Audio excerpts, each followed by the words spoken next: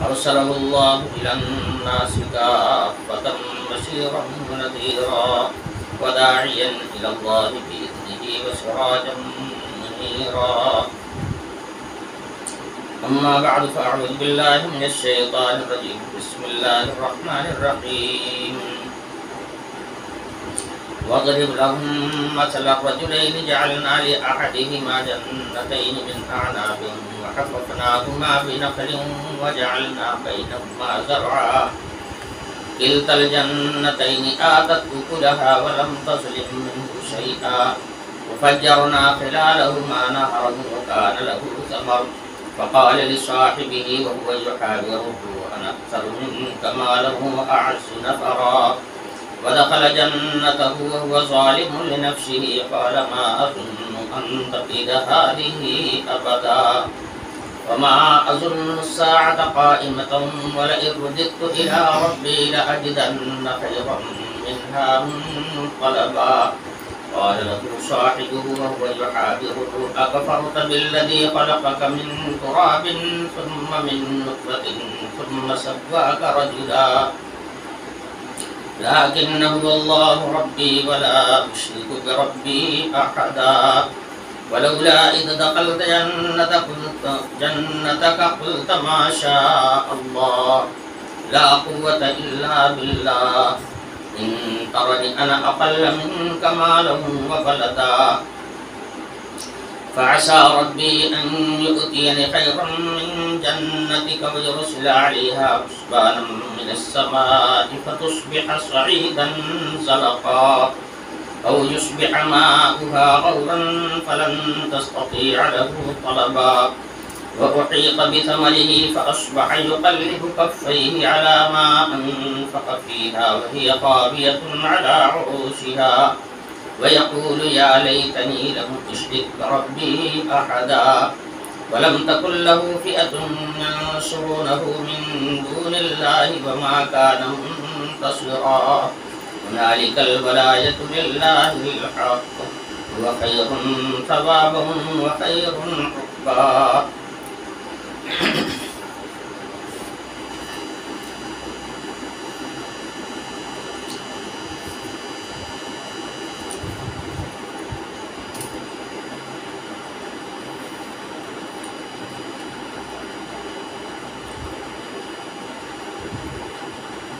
اصحاب کہف کے حصے میں نے عرض کیا تھا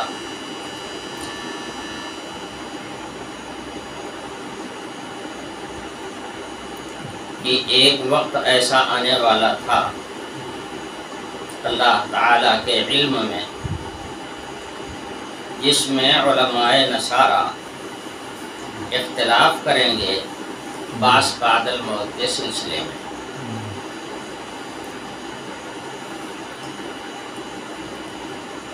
اصحاب کہف کے 309 سال سونے کے بعد جب اٹھنے کا وقت آیا تو وہ وہی وقت تھا جب علماء نصارہ کے درمیان میں بعث بعد الموت کا مسئلہ چھڑا ہوا تھا.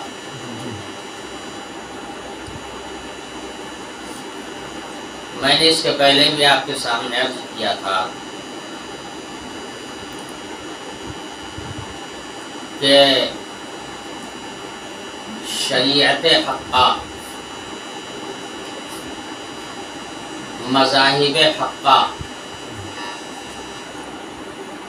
جتنے دین برحق دنیا میں آئے سب کے درمیان میں 3 چیزیں قدر مشترک تھیں.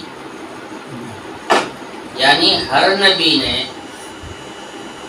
3 باتوں کی تعلیم دی ہے اور دین حق کی گویا بنیاد یہ 3 چیزیں ہیں جس کا تعلق اعتقاد سے اور قلب سے.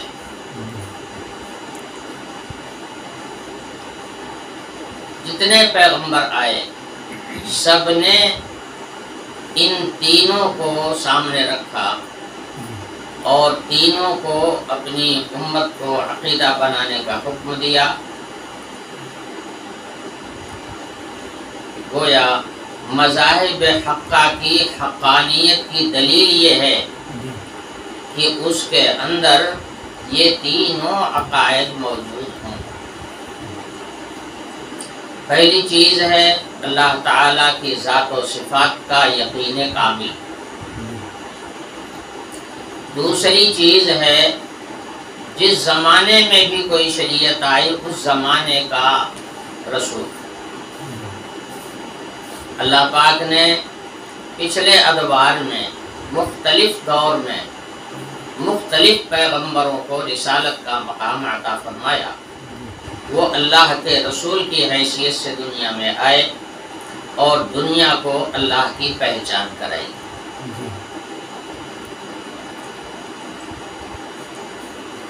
تو دوسری چیز ہے جو عقیدے میں رکھنے کی ہے، جس پر ایمان کامل ہونا چاہیے اور یقین کامل ہونا چاہیے، وہ ہے رسالت کا اقرار۔ جو اللہ پاک کے پاس سے رسول آیا اس کو اللہ کا رسول تسلیم کرنا، دل و جان سے اس بات کو ماننا کہ واقعتاً یہ اللہ کے رسول ہے، اور رسولوں کے رسول ہونے کی نشانی اور علامت اس کے ہاتھ سے ظاہر ہونے والا معجزہ ہوتا ہے۔ معجزات کو دیکھ کر یہ معلوم ہو جاتا ہے کہ واقعتاً یہ اللہ کے پیغمبر اور اللہ کے رسول ہیں۔ اور سارے ہی رسولوں کو اللہ تعالیٰ نے کچھ نہ کچھ معجزات عطا فرمائے۔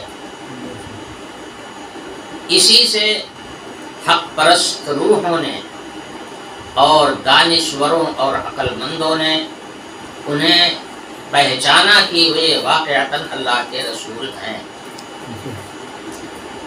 تیسری چیز جو مذاہب حقہ کی بنیادی چیز ہے وہ ہے عقیدہ آخرت،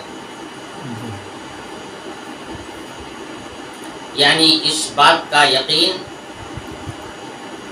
کہ ہماری زندگی اسی دنیا میں ختم ہو جانے والی نہیں ہے، بلکہ اللہ نے ہمیں اس دنیا میں کچھ کرنے کے لیے، کچھ کام کرنے کے لیے بھیجا ہے، اور اپنے مامورات اور اپنی منہیات کو رسولوں کے ذریعے سے ہمارے تک بھیجا ہے۔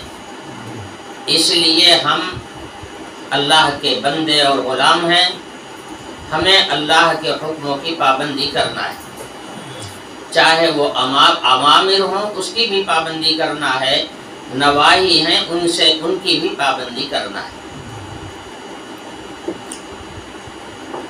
تو گویا ہمیں یہ کام دے کر کے دنیا میں بھیجا گیا ہے، اور جب کسی کو کسی کام کے لیے کہیں بھیجا جاتا ہے تو واپسی کے بعد پھر اس کا حساب بھی لیا جاتا ہے، اس کے عمل کا جائزہ بھی لیا جاتا ہے، اس کی کارکردگی کا معائنہ بھی کیا جاتا ہے۔ یہ فطری دستور ہے، اور فطرت کہاں سے آئی؟ اللہ تعالیٰ کے بنانے سے آئی، اللہ کا نظام یہی ہے۔ تو اس نظام کے تحت ایک وقت ایسا آئے گا جس میں حق تعالی شانہ اپنے تمام مکلف بندوں سے اس کی ذمہ داریوں کا سوال فرمائیں گے، اور اس کی پوری زندگی کا نامہ اعمال، پوری زندگی کا چٹھا وہاں پر حق تعالی شانہ کے دربار میں کھول دیا جائے گا۔ یہی ہے اعمال کا حساب و کتاب۔ چونکہ آخرت قائم ہی ہوگی اسی لیے کہ اللہ کے فرما بردار بندوں کو ان کی نیکیوں کا اجر اور بدلہ دیا جائے، اور اللہ کے نافرمانوں کی سرزنش کی جائے، اسی لیے وہ دن قائم ہی ہوگا۔ اسی لیے اس کو یوم الدین کہا گیا، یوم الحساب کہا گیا، یوم الجزا کہا گیا۔ یہ ان تین چیزوں کا عقیدہ، یعنی ان تینوں چیزوں کو دل و جان سے ماننا اور تسلیم کرنا، یہ تمام مذاہب حقہ کی نشانی ہے۔ مذہب کے حق ہونے کی یہ کھلی ہوئی علامت ہے۔ جس کے اندر یہ تین عقائد پائے جائیں گے وہ مذہب حق سمجھا جائے گا۔ ہاں، عملی طور پر کرنے کے کام، رکنے کے کام وہ کچھ مختلف ہو سکتے ہیں، ان کی نوعیت کچھ الگ ہو سکتی ہے، مگر عقیدے میں قدر مشترک ان تین چیزوں کا پایا جانا کسی بھی مذہب کے حق ہونے کی دلیل۔ اگر یہ تین عقائد ہیں تو وہ مذہب حق سمجھا جائے گا، اور اگر ان تین عقائد میں سے کوئی ایک عقیدہ بھی نہیں ہے تو یہ اس دلیل ہے اس بات کی کہ وہ مذہب حق نہیں۔ اس کو مذہب سمجھنا اور اس کو اپنے لیے دلیل راہ سمجھنا یہ گمراہی کی بات ہے۔ تو نصارہ جن کا تعلق مذہب حق سے ہے، جو حضرت عیسیٰ علیہ السلام کے رسول ہونے کے قائل ہی نہیں بلکہ اس پر ایمان رکھتے ہیں، بلکہ وہ تو اس سے بھی اور آگے بڑھ جاتے ہیں۔ عقیدہ آخرت ان کے یہاں بھی تھا، اس لیے کہ یہ عیسائی مذہب جو ہے یہ مذاہب حقہ میں سے۔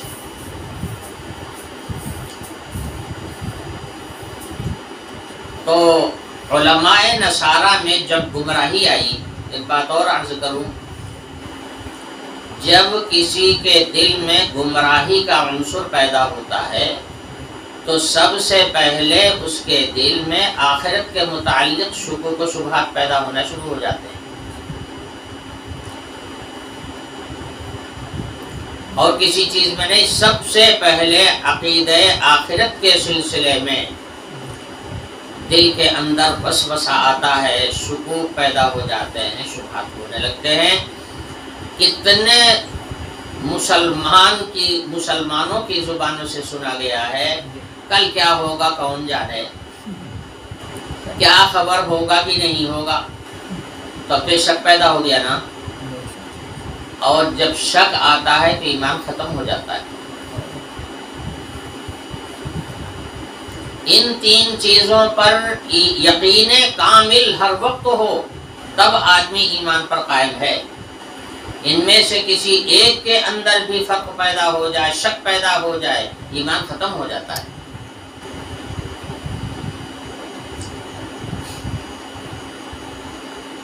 اس لیے کہ ایمان نام ہے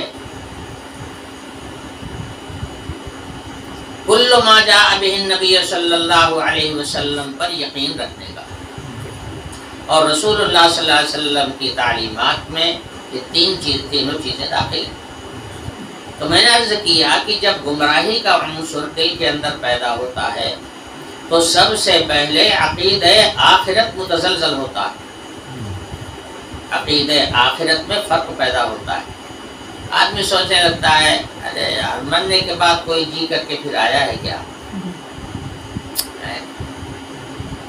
جو مر گیا اول تو قبر میں روپوش ہو گیا، اور اگر وہ اپنی قبر میں محفوظ بھی ہے تو کون دیکھ رہا ہے کس حالت میں ہے؟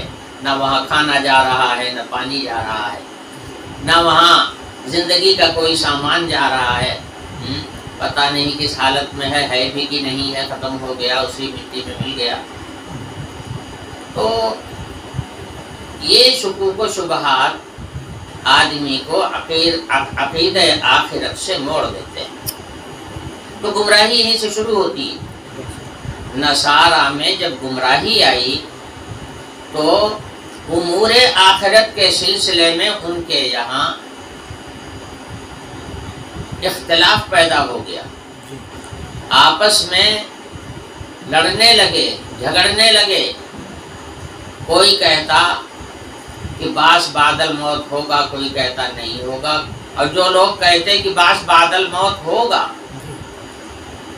تو ان کے درمیان میں یہ اختلاف پیدا ہو گیا کہ بعث جو ہوگا وہ روح مع الجسد کا ہوگا، یعنی روح اور جسم دونوں کا ہوگا، یا صرف روح کا ہوگا، جسم کا نہیں ہوگا۔ یہ مسئلہ علماء نصارہ کے درمیان بچھڑا ہوا تھا۔ میں نے عرض کیا تھا کہ یہ بات تب پیدا ہوئی ہے جب حضرت عیسیٰ علیہ السلام کو دنیا سے گئے ہوئے 81 سال گزر چکے۔ اس کے بعد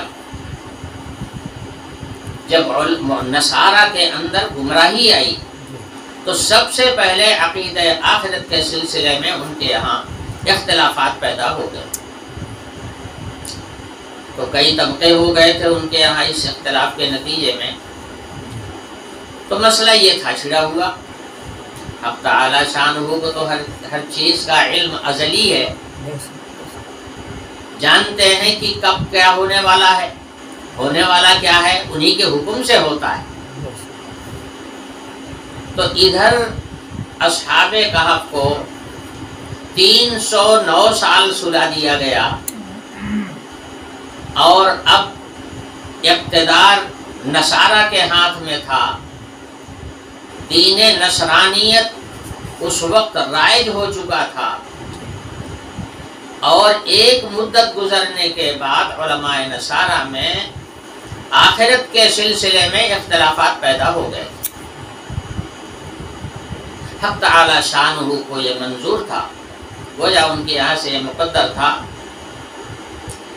کہ ان کو ایک ظاہری دلیل دکھا دی جائے رہنمائی کے طور پر، چونکہ اللہ کا کلام تو رہنمائی ہوتا ہے، تو رہنمائی کے طور پر ان کو ایک اس کی دلیل ان کے سامنے کر دی جائے تاکہ ان کی آنکھیں کھل جائیں بعث بعد الموت کے سلسلے میں۔ چنانچہ ادھر یہ اختلاف چل رہا تھا، اور ادھر اچانک شور ہوا کہ اس غار میں سے کچھ لوگ نکل کر کے آئے ہیں جو 300 سال پہلے یہاں آئے تھے، اور وہ نکل کر کے باہر آ رہے ہیں۔ اب ان کا 309 سال تک سوتا رہنا یہ کوئی عقل میں آنے والی بات ہے کہ اتنا مدت تک سونے والا آدمی کیا زندہ رہ سکتا ہے؟ بھائی زندگی کے لیے غذا ضروری ہے، ہوا پانی ضروری ہے، اور جو آدمی سو گیا ہوا پانی ممکن ہے کہ وہاں تک پہنچ جائے کسی راستے سے، مگر غذا تو بالکل ہی نہیں پہنچ سکتی، اور بغیر غذا پہنچے ہوئے آدمی زندہ نہیں رہتا، یہ ہے عقل کی بات۔ تو اتنا دن تک سونا اور سونے کے بعد پھر زندہ سلامت اٹھ جانا یہ عقل کے بالکل خلاف ہے، سمجھ کے بالکل خلاف ہے۔ جو لوگ مادیات تک نظر رکھنے والے ہیں ان کی سمجھ میں یہ بات کبھی نہیں آئی، مگر جو حقائق ہوتے ہیں ان کو تو دنیا کو تسلیم کرنا پڑتا ہے۔ چنانچہ اصحاب کہف کے اس مدت تک سونے رہنے کو سب نے تسلیم کیا، اس لیے کہ دلائل موجود تھے کہ دقیانوس کے زمانے میں اس غار کا منہ بند کیا گیا تھا۔ جو لوگ یہاں سے نکلے ہیں اس کا مطلب یہ ہے کہ دقیانوس کے زمانے سے کم اس کے زمانے میں اس کے اندر گئے تھے، اس کے بعد ہی نکل رہے ہیں۔ دقیانوس کا زمانہ گزرے ہوئے 300 سال ہو گیا، تو 300 سال کے بعد یہ غار سے نکل کے آ رہے ہیں۔ غار کا دہانہ تو اب کھولا جا رہا ہے، اور تو کوئی راستہ بھی نہیں تھا وہاں اندر جانے کے لیے۔ تو ایسے حقائق کو جب آدمی دیکھتا ہے تو اس کی عقل جھنجھوڑتی ہے اسے اور ماننے پر مجبور کرتی ہے۔ چنانچہ اس زمانے کے سارے عقل مندوں نے اس کو تسلیم کیا۔ اللہ تعالیٰ کے نزدیک کوئی چیز بھی مشکل نہیں، کوئی امر محال نہیں ہے، کوئی چیز مشکل نہیں ہے۔ انہوں نے دنیا کا ایک نظام قائم کیا ہے، وہ الگ ہے، اور عالم آخرت کا نظام الگ ہوگا۔ مگر آخرت کا جو نظام ہوگا وہ دنیا میں نہیں سمجھا جا سکتا. تو آخرت کے نظام کو یا آخرت کے احوال کو سمجھانے کے لیے کبھی کبھی حق تعالی شان ہو کچھ ایسے دلائل پیش کر دیتے ہیں یا ایسے دلائل سامنے کر دیتے ہیں جس کو دیکھ کر کے آدمی کو یقین کرنا پڑتا ہے کہ رب العالمین نے جو فرمایا ہے وہ بالکل حق پر حق ہے. چاہے ہماری کھوپڑی میں آوے اور چاہے نہ آوے، عقل ہماری وہاں تک پہنچے یا نہ پہنچے، مگر ہے بالکل برحق.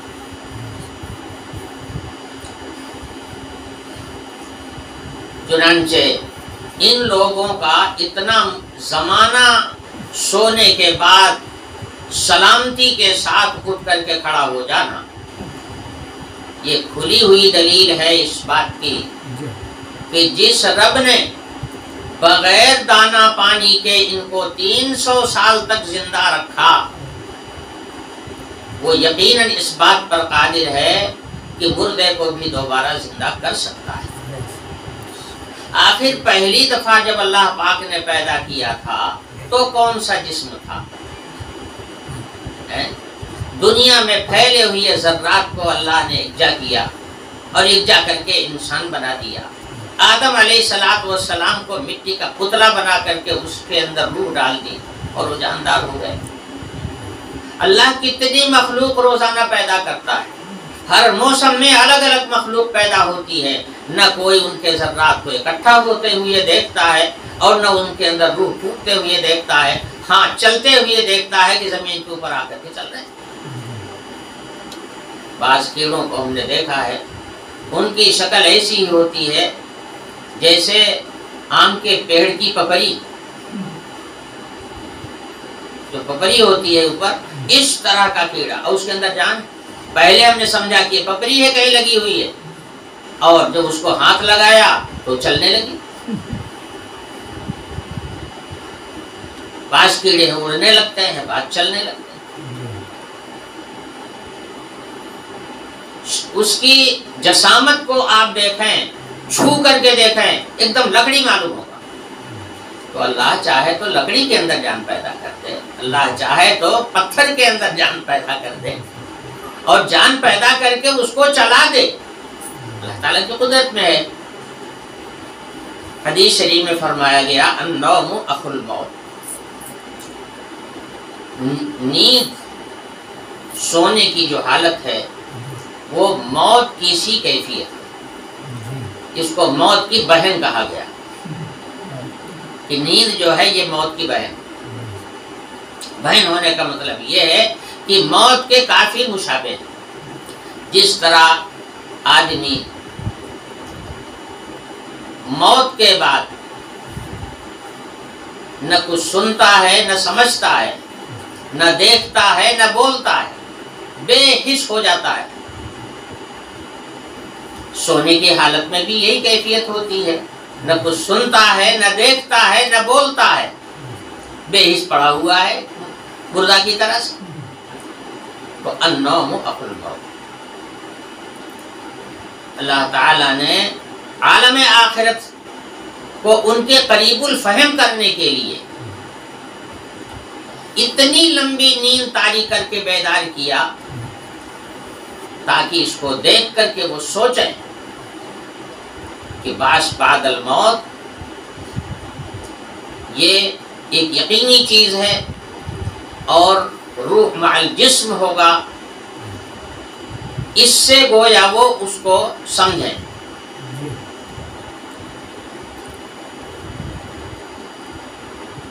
اب یہاں پر ایک سوال پیدا ہوتا ہے کہ کسی کو مار کر کے ہی جلا دیا ہوتا اللہ پاک نے، یہ سلا کے اٹھا دیا. کسی کو مردہ ہی کر دیا ہوتا، مرنے کے بعد دوبارہ زندہ کر دیا ہوتا تو اور زیادہ قریب الفہم ہو جاتی بات. معجزہ ظاہر کرنا اور مثالیں ظاہر کرنا یہ حق تعالی شانہ کے اپنے اختیار کی چیز ہے. کبھی کبھی انہوں نے ایسا بھی کر دیا ہے.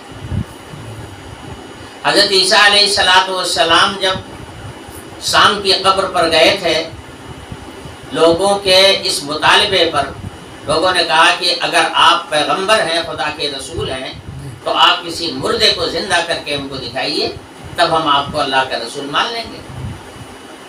حضرت عیسیٰ علیہ السلام نے فرمایا بتاؤ کس کی قبر پر چلیں؟ کہا کہ ہمارے جد امجد شام کی قبر ہے، وہاں پر آپ چلیے۔ حضرت تشریف لے گئے، قبر پر کھڑے ہوئے اور فرمایا قم باذن اللہ، اللہ کا حکم ہے اٹھ جاؤ۔ تو وہ اپنی قبر سے نکل کر کے اوپر آ گئے۔ پہلا سوال انہوں نے یہی کیا کیا قیامت قائم ہو گئی؟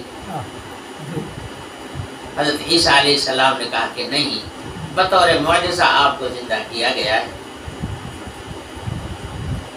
اس کے بعد پھر وہ اپنی قبر میں واپس چلے گئے۔ دنیا نے دیکھ لیا کہ مردہ جو ہے قبر سے اٹھ کر کے آیا۔ تو کبھی کبھی اللہ پاک ایسا بھی کر کے دکھا چکے ہیں اور دنیا نے دیکھا ہے۔ یہ وہ حقائق ہیں جس کو تمام اہل کتاب تسلیم کرتے ہیں۔ ساری کتابوں کے ماننے والے جو ہیں ان کا وہ اس بات کو جانتے ہیں، اس تاریخ سے وہ واقف ہیں، وہ اس کو تسلیم کرتے ہیں۔ یہ نہیں ہے کہ کافروں کی طرح سے ہر بات کا انکاری ہی ہو۔ جو اہل حق مذاہب حقہ کے ماننے والے ہیں، اہل حق لوگ مذاہب کے لوگ ہیں، تو ایسے لوگ ان حقائق کو تسلیم بھی کرتے ہیں، ان کی کتابوں میں لکھا ہوا ہے۔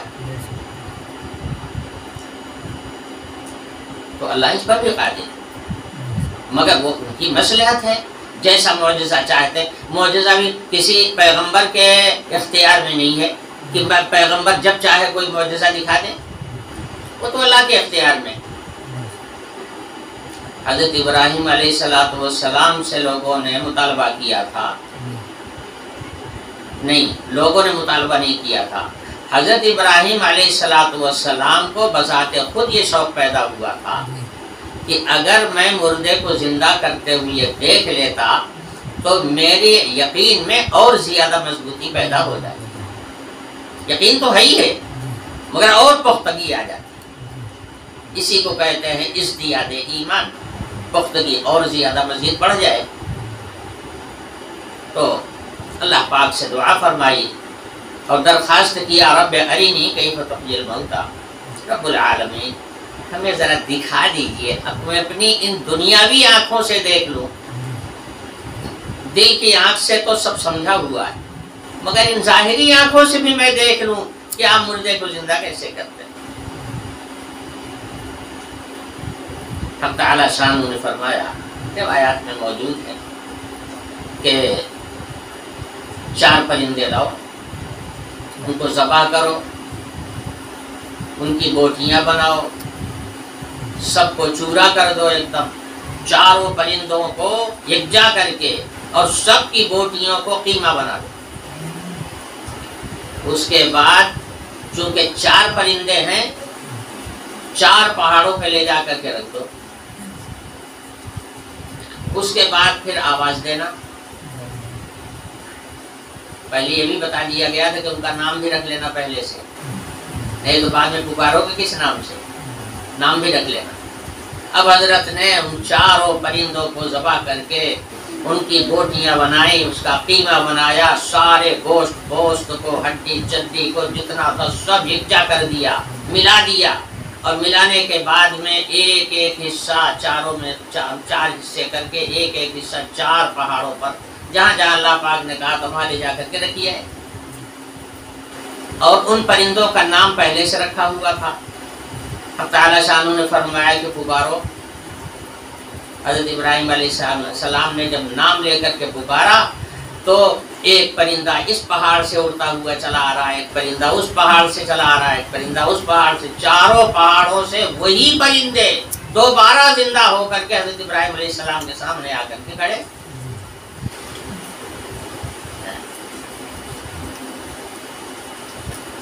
وَعَلَمْ أَنَّ اللَّهَ عَزِيزٌ حَكِيمٌ، حق تعالی شانہ نے فرمایا یاد رکھو اللہ بڑا غالب القدرت اور بڑی حکمت والا ہے۔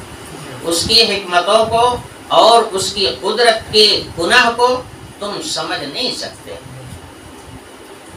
کہنے کا مطلب یہ ہے کہ حق تعالی شانہ نے اس دنیا کے اندر بھی اس کا نمونہ دکھا دیا ہے کہ میں مردوں کو بھی زندہ کرتا ہوں. جو عقل والے ہیں وہ اس کو تسلیم کرتے ہیں. جو مذہب حق کے پیروکار ہیں وہ اس پر ایمان رکھتے ہیں. دلائل سے ثابت ہو چکا ہے. اللہ چاہتا ایسا بھی کرتا، لیکن اللہ کو یہی منظور تھا اتنی لمبی نیند سلا دینے کے بعد میں پھر اٹھا کر کے کھڑا کر دوں تاکہ ان کے لیے دلیل بن جائے. تو اسی تناظر میں اصحاب کہف نیند سے اٹھ کر بیدار ہوئے ہیں، نیند سے اٹھ کر کے کھڑے ہوئے ہیں. اب کنایتاً گویا اشارہ اسی طرف ہے. حق تعالی شانہ فرماتے ہیں وَاضْرِبْ لَهُم مَثَلَ الرَّجُلَيْنِ جَعَلْنَا لِأَحَدِهِمَا جَنَّتَيْنِ مِنْ أَعْنَابٍ وَحَفَفْنَاهُمَا بِنَخْلٍ وَجَعَلْنَا بَيْنَهُمَا زَرْعًا. حق تعالی شانہ اپنے نبی کو ارشاد فرماتے ہیں کہ بعث بعد الموت کے سلسلے میں، آخرت میں مردوں کو دوبارہ زندہ کرنے کے سلسلے میں آپ ان لوگوں کو وہ واقعہ بتا دیجئے جو دو بھائیوں کا گزر چکا ہے. واقعہ یہ ہوا تھا کہ دو حقیقی بھائی تھے یا دو ملاقاتی اور جان پہچان کے لوگ تھے. قرآن نے رجلین کا لفظ استعمال کیا تھا کہ دو آدمیوں کا یہ واقعہ ہے. ان دونوں میں سے ایک تو مومن تھا اور دوسرا تھا کافر. تو جو مومن تھا وہ آخرت کو مانتا تھا، قیامت کو مانتا تھا، حشر و نشر کو مانتا تھا اور جزا اور سزا کو بھی مانتا تھا کہ وہ بدلے کا دن ہوگا، نیکوکاروں کو نیکیوں کا بدلہ دیا جائے گا اور بد کرداروں کو ان کے عمل کی سزا دی جائے گی. اس کے لیے یوم الجزا اور یوم الحساب قائم ہوگا. وہ اس کا معتقد تھا. چنانچہ وہ دنیا میں جو نیکیاں کرتا تھا وہ سب آخرت کے لیے کرتا تھا. اور جو کافر تھا، کافر کی نگاہ تو صرف دنیا ہی تک ہوتی ہے نا، آخرت تک اس کی نظر جاتی ہی نہیں ہے. اس لیے جو کچھ بھی وہ کرتا ہے وہ صرف اسی دنیا کے لیے کرتا ہے. اسی لیے اس کے سامنے نہ کوئی چیز حق ہے نہ ناحق. اب اگر کافروں سے کوئی آدمی انصاف کی امید رکھے تو سوائے پاگل پن کے کیا ہے؟ جب اس کو اس کا تصور ہی نہیں ہے کہ ہمارے اوپر بھی کوئی ہے، اس کا یقین ہی نہیں ہے کہ ہمارے اوپر بھی کوئی ہے ہماری بات پرس کرنے والا. ہم اگر گناہ کا کام کریں گے تو وہ پکڑ کرے گا اور اگر اچھا کام کریں گے تو ہمیں اچھا بدلہ دے گا. جب اس کا اس کے یہاں کوئی تصور ہی نہیں ہے تو پھر حق ناحق کہاں رہ گیا اس کے یہاں؟ پھر انصاف کہاں سے آئے گا؟ تو بہرحال جو کافر تھا وہ تو آخرت کا انکار کرتا تھا اور جو مومن تھا وہ آخرت کا یقین رکھتا. وہ جو کام کرتا تھا آخرت کے لیے کرتا تھا اور اس کا جو دوسرا ساتھی تھا وہ جو کچھ کرتا تھا دنیا کے لیے کرتا تھا. چنانچہ وہ دنیا کماتے کماتے، دنیا بناتے بناتے اس درجے پر پہنچ گیا کہ حق تعالی شانہ فرما رہے ہیں کہ میں نے اس کو دو باغ عطا کیے. کس کو؟ اس کافر کو. دنیا دینے میں اللہ پاک کے یہاں مومن غیر مومن کی کوئی تقسیم نہیں ہے. دنیا میں اللہ تعالیٰ سب کو دیتے ہیں، مومن کو بھی دیتے ہیں، کافر کو بھی دیتے ہیں، انسان کو بھی دیتے ہیں، جانوروں کو بھی دیتے ہیں. اور جانوروں کے علاوہ اور آگے بڑھ جائیے، نباتات اور جمادات ہیں، ان کی ضروریات بھی اللہ پاک پوری کرتے ہیں. جو بالکل بے جان ہیں ان کی بھی ضروریات اللہ ہی پوری کرتے ہیں. تو دنیا میں نظام یہ تقسیم کا نہیں ہے کہ دنیا سے مومن کو نوازا جائے اور کافر کو محروم رکھا جائے. ایسا نظام اللہ تعالیٰ کا نہیں ہے. کافروں کو بھی جو دولت ملتی ہے وہ اللہ پاک کے دینے ہی سے ملتی.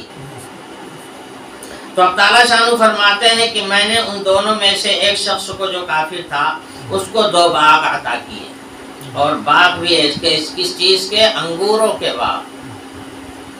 اور پھر ان انگوروں کے باغات کے پیچھے ہم نے کھجوروں کا باغ کھڑا کر دیا، گویا بیچ میں 2 باغ ہیں انگور کے اور کنارے کنارے پر کھجوروں کے پیڑ کھڑے، اس طرح کا شاندار باغ ہم نے اس کو عطا کیا۔ وجعلنا بینہما زرعا، اور اس کے درمیان میں کچھ زمین خالی بھی تھی جس کے اوپر کھیتی کر رہے تھے، کھیتی ہو رہی تھی، اور دونوں باغات نے پھل دینا شروع کیا اور خوب پھل دیا، اس میں کوئی ذرا سی بھی کوئی کمی نہیں آئی کبھی، اس لیے کہ بعض باغ تو ایسے ہوتے ہیں یا موسم کی بات ہوتی ہے یا اللہ کا نظام ایسا ہے، ہر پیڑ ہر سال نہیں پھلتا اور ہر سال پورا پیڑ نہیں پھلتا، کسی سال کوئی پیڑ پھلتا ہے اور کوئی پیڑ نہیں پھلتا، کسی سال میں پیڑ پھلتا تو ہے مگر کچھ حصے پہ پھل آتے ہیں اور کچھ حصے پر پھل نہیں رہتے، آدھا پیڑ پھلا ہوا ہے اور باقی جو ہے وہ بے پھل کا ہے۔ مگر اس کو جو باغ ہم نے دیا تھا وہ ایسا تھا، ہر سال پھلتا تھا اور خوب پھل آتا تھا، سارے پیڑ پھلوں سے لدے رہتے تھے، وہ خوش ہوتا چلا جا رہا تھا، اور اپنے اس دوسرے ساتھی سے پر وہ تنقید کرتا تھا، اس پر چوٹیں کستا تھا، تجھے کیا ملا؟ تو بڑی عبادت کرتا ہے، بڑی نیکی کرتا ہے، جو کچھ خرچ کرتا ہے وہ آخرت کے لیے کرتا ہے، دنیا تو بناتا ہی نہیں ہے، نہ تو تیرا مکان بنا، نہ تیرے باغ ہوا، نہ تیرے جائیداد ہوئی، کچھ بھی تو نہیں ملا تجھے اللہ کا نام لینے سے اور ایمان لانے سے کیا ملا؟ اور دیکھ، میں نہ اللہ کو مانتا ہوں نہ آخرت کو مانتا ہوں، میں کسی بات پر یقین نہیں رکھتا ہوں، اور دیکھ میری دنیا، میں نے دنیا بنائی، میری دنیا دیکھ۔ تو ایک روز کیا کیا، وہ لے کر کے گیا اس کا ہاتھ پکڑ کر کے، چل میں اپنے باغات اس کو دکھاتا ہوں، جا کر کے دکھایا۔ اب باغ کی سیر ہو رہی ہے، باغ اپنی پوری خوبیوں کے ساتھ، پھل بھی لگے ہوئے ہیں، پھول بھی لگے ہوئے ہیں، لدا ہوا ہے باغ، اور وہاں سے سپلائی ہو رہی ہے، باہر بازاروں میں مال جا رہا ہے، ادھر سے دولت چلی آ رہی ہے کھینچی ہوئی، بس دولت ہی کی ریل ٹیل ہے۔ خوب خوش تھا، خوب مگن تھا، مگر چونکہ تعلق پہلے کا تھا، دوستانہ تھا، تو لے گیا دکھانے کے، دیکھ تجھے کیا ملا، تو نماز پڑھتا ہے، تو روزہ رکھتا ہے، تو زکوٰۃ کر دیتا ہے، تو خیرات دیتا ہے، تو تیرے کیا بنا؟ میرا دیکھ، میں کچھ نہیں کرتا، میں صرف اپنی دنیا میں وقت لگاتا ہوں، دیکھ میری دنیا۔ دکھاتے دکھاتے وہ یہاں تک کہہ گیا، انا اکثر منک مالا واعز نفرا، قال ما اظن ان تبید هذه ابدا، چونکہ دیکھ رہا تھا اور لوگوں کے باغوں میں آفت آتی، ہمارے باغ پہ کبھی آفت نہیں آتی، ہمارے باغ پہ کبھی آفت نہیں آتی، اور لوگوں کے پیڑ کچھ پھلتے ہیں کچھ نہیں، ہمارے پیڑ پہ کبھی کمی نہیں آتی۔ جیسے ایک صاحب کہنے لگے کہ میں تو کبھی بیمار بھی نہیں ہوں، اوپر سے میرے اوپر کوئی آفت کبھی آئی ہی نہیں ہے، اس لیے مگن ہے، اپنی سوچ پر اپنی فکر پر مگن ہے، یہی حال اس کا، مگن تھا۔ تو کہنے اس خوشی میں کہنے لگا، ما اظن ان تبید هذه ابدا، میں تو نہیں سمجھتا ہوں کہ یہ کبھی برباد ہوگا، یہ جو دولت میرے پاس ہے ایسی بنی رہے گی، مال بڑھتا چلا جائے گا،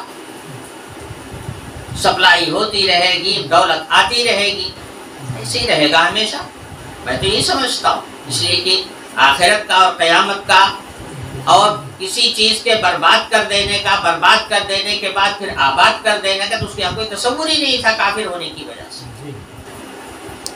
یہ کہہ گیا. اور آگے یہ بھی کہتا ہے کہ تو آخرت کو مانتا ہے، میں تو آخرت کو نہیں مانتا. تو قیامت کو مانتا ہے، میں تو قیامت کو نہیں مانتا.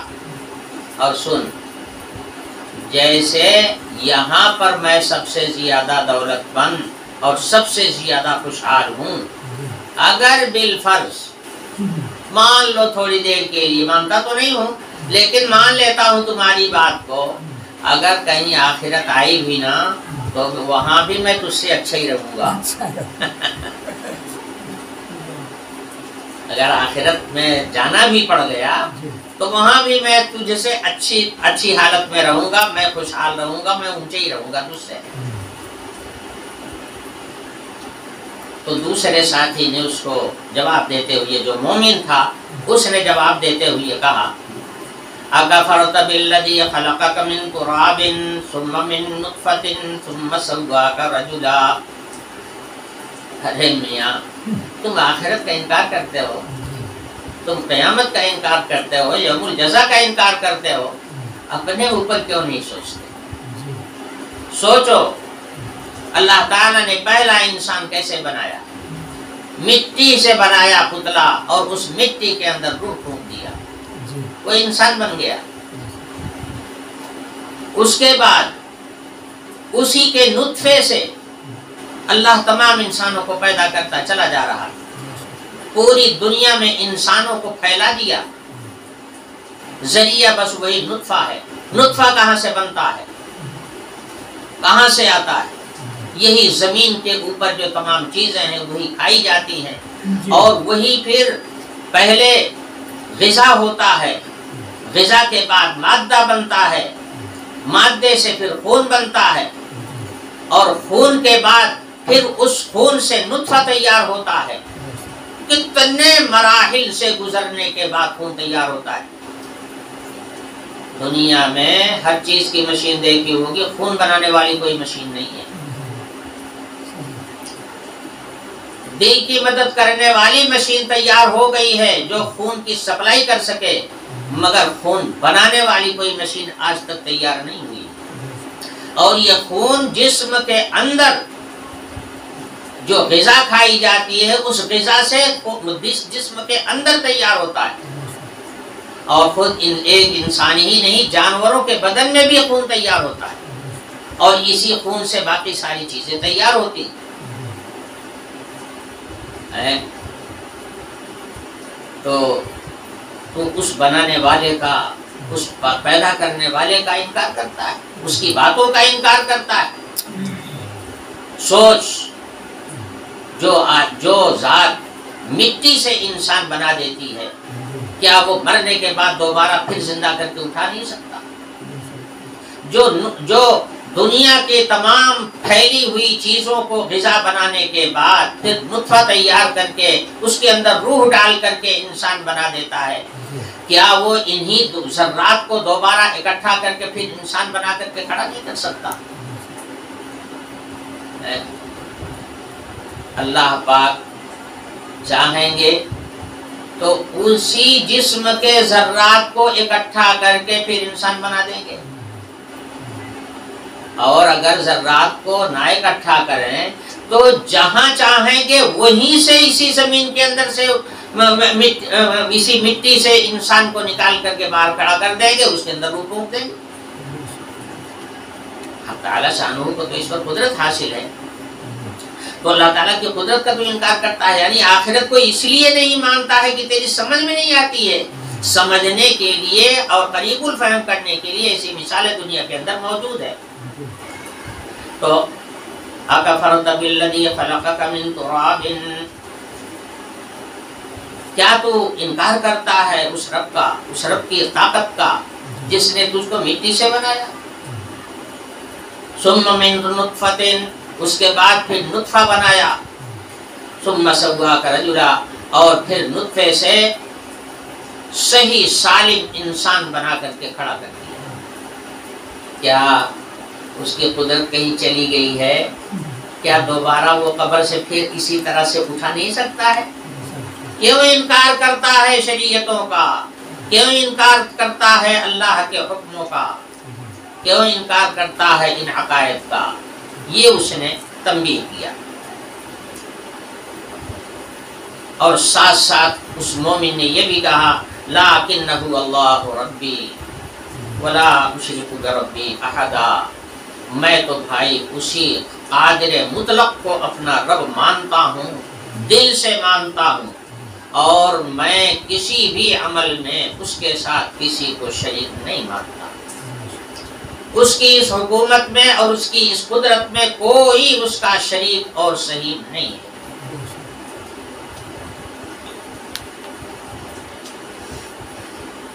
اب واقعہ تو آگے تک کا ہے، مگر قرآن جو ہے اس کے بیان کا انداز کچھ اور ہی ہے۔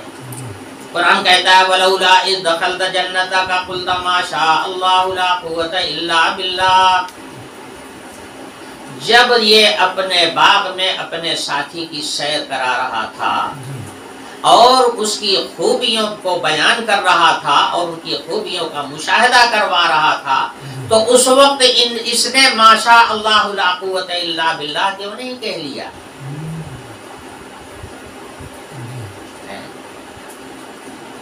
یہ کہہ لیا ہوتا تو وہ آفت اس کے باغ پر نہ آتی جو بعد میں آئی، مگر اس نے اللہ کا شکر ان الفاظ سے بھی نہیں ادا کیا۔ یہی کم سے کم یہی کہہ لیا ہوتا کہ ما شاء اللہ لا قوت الا باللہ، جو کچھ ہے وہ اللہ کی مشیت سے ہے اور اللہ کے آگے کسی کی طاقت نہیں ہے، جو کچھ بھی ہے اسی کی قوت سے ہے۔ کیوں نہیں کہہ لیا؟ یہی سے ایک مسئلہ معلوم ہو گیا، اگر کوئی نعمت ملے جس پر آدمی خوش ہو تو مگن ہو کر کے اللہ کی نعمت کا منکر نہ ہو جائے، اس کو اپنا کمال نہ سمجھنے لگے اور اپنی محنت کا نتیجہ نہ سمجھنے لگے، بلکہ اس کو اس وقت میں بھی یہی کہنا چاہیے کہ جو کچھ ملا ہے اللہ کے دے سے ملا ہے، ہم کو اللہ کی نعمت ہے، مگر یہ سب ساری نعمت اللہ کی ہے، جسے چاہے دے دے، اللہ کی دی نعمت۔ ایسا اگر آدمی کہہ لیتا ہے، ما شاء اللہ کہہ لیتا ہے، لا قوت الا باللہ، تو پھر اس کے اندر برکت مزید بڑھ جاتی ہے۔ اور جو آدمی اس کو صرف اپنے ذہن کی، اپنی فکر کی اور اپنے عمل کی کمائی سمجھتا ہے اور اس کی نسبت حق تعالی شانہ منعم حقیقی کی طرف نہیں کرتا، اس کے اندر بے برکتی پیدا ہوتی ہے۔ تو حق تعالی شانہ نے فرمایا ایسا کیوں نہیں کہہ لیا تھا اس وقت کہ ما شاء اللہ لا قوت الا باللہ۔ شارحین نے یہاں پر ایک بات یہ بھی لکھی ہے کہ اگر کسی دوسرے کی کسی اچھی چیز پر نظر پڑے اور وہ اچھی معلوم ہو تو اس وقت بھی ما شاء اللہ لا قوت الا باللہ کہہ لینا چاہیے۔ اس کی ادنا برکت یہ ہوگی کہ اس پر نظر نہیں لگے، سمجھے؟ ورنہ کبھی کبھی یہ نظر کی تیزی اس کے اوپر اثر کر جاتی ہے۔ اس لیے کسی دوسرے کی چیز ہو یا اپنی چیز ہو، کوئی اچھائی نظر آوے جس سے آدمی خوش ہو جائے، باغ ہو جائے، تو ما شاء اللہ لا قوت الا باللہ کہہ لینا چاہیے۔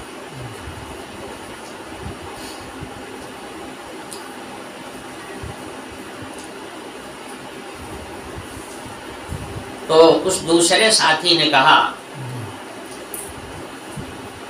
ان ترانی انا اقل منک مالا و ولدا، اس میں کوئی شک نہیں ہے، تو نے دنیا پر محنت کیا، تیری دنیا بن گئی، میں نے دنیا کے لیے کچھ نہیں کیا، میں نے جو کچھ کیا آخرت کے لیے کیا، اس لیے دنیا کی دولت، دنیا کی زمین جائیداد اور دنیا کے حشم و قدم نوکر چاکر ہمارے پاس کچھ نہیں ہے، سب چیزوں میں میں تجھ سے کم ہوں اور تو ان چیزوں میں مجھ سے بڑھا ہوا ہے، اس میں کوئی شک نہیں ہے۔ لیکن سن، اللہ چاہے گا تو یہ سب تیرا برقرار رہے گا، اور اگر چاہے گا تو اس کے مٹنے میں دیر نہیں لگے گی۔ تو نے جہاں بنایا ہے یہ دارالہلاک ہے،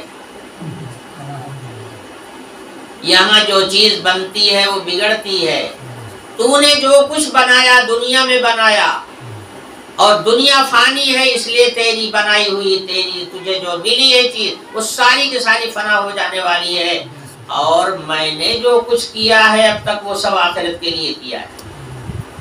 آخرت باقی رہنے والی ہے، اس لیے وہاں میری جو کمائی ہے انشاءاللہ وہ ہمیشہ باقی رہے گی۔ فَعَسَىٰ رَبِّي أَن يُؤْتِيَنِي خَيْرًا مِّن جَنَّتِكَ وَيُرْسِلَ عَلَيْهَا حُسْبَانًا مِّنَ السَّمَاءِ فَتُصْبِحَ صَعِيدًا زَلَقًا۔ کوئی آفت تیرے باغ پر آ سکتی اور آئے گی، یقیناً آئے گی، اور یہ سارا کا سارا تیرا کیا کرایا مل جائے گا، اور میں نے جو کچھ کیا ہے وہ آخرت کے لیے کیا ہے، آخرت کی ہر چیز باقی ہے، وہ انشاءاللہ ہمیشہ باقی رہے گی۔ بس یہی پر آج درس ختم کر دیتا ہوں، بقیہ مضمون اس کا انشاءاللہ اگلے درس میں۔ وآخر دعوانا الحمدللہ۔